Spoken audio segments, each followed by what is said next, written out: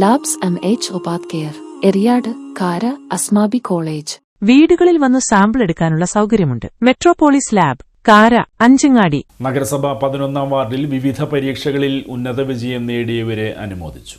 നഗരസഭ 11-ാം വാർഡ് വിവേകാനന്ദ സാംസ്കാരിക സമിതിയുടെയും മനദുർഗ കളരിയുടെയും ആഭിമുഖ്യത്തിലാണ് അനുമോദനം സംഘടിപ്പിച്ചത്. നഗരസഭ പൊതുമരാമത്ത് standing committee chairman ON Jayadevan അനുമോദന സദസ്സ് ഉദ്ഘാടനം ചെയ്തു.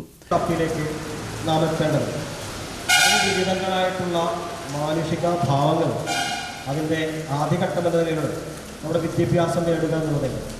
അതിനുശേഷമാണ് സമ്പത്ത് ആർജിച്ചുകൊണ്ട് നാടിൻ്റെയും ലോകത്തിൻ്റെയും ഒക്കെ സമൂഹത്തിൻ്റെയും ഒക്കെ ഉന്നതിയിലേക്ക് എത്തിക്കാൻ നമുക്ക് സാധിക്കും.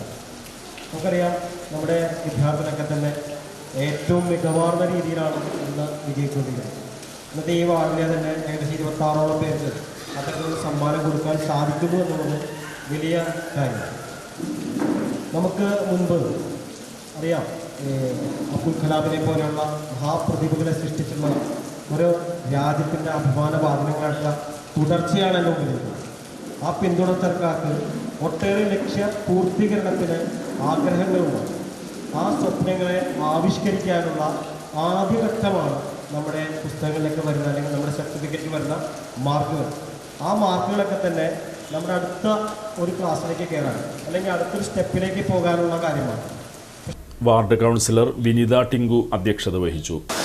അതുപോലെ തന്നെ നമ്മുടെ വാർഡിൽ ഏറ്റവും നന്നായി നമുക്കറിയാം, 10ാം ക്ലാസ് +2 നല്ല ഉന്നത വിജയത്തോടു കൂടി മാർക്ക് വാങ്ങി പാസ്സാവുക എന്ന് പറയുന്നത് വളരെ ബുദ്ധിമുട്ടുള്ള കഠിനാധ്വാനമുള്ളൊരു പ്രവൃത്തി തന്നെയാണ്. 1ാം ക്ലാസ് മുതൽ ഒന്നല്ല LKG മുതൽ തുടങ്ങുന്ന പഠനം.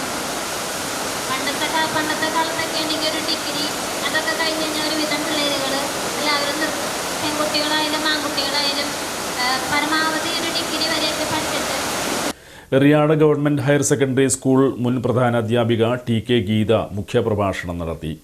ഷൈല സുധാകരൻ, കളരിസംഘം സംഘാടക മീര രഞ്ജിത്ത് തുടങ്ങിയവർ സംസാരിച്ചു.